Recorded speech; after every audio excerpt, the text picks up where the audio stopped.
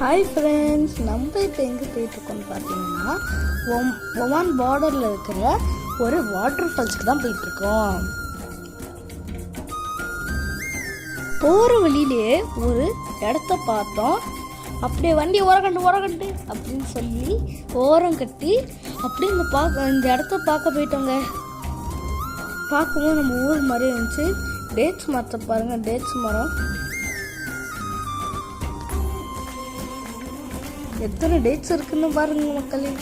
அப்படியே சுற்றி பார்த்துட்டு அப்படியே வாட்டர் ஃபால்ஸுக்கு கிளம்பியாச்சு. அப்படியே மறக்காமல் சப்ஸ்கிரைப் பண்ணிட்டு போயிடுங்க. பாய்.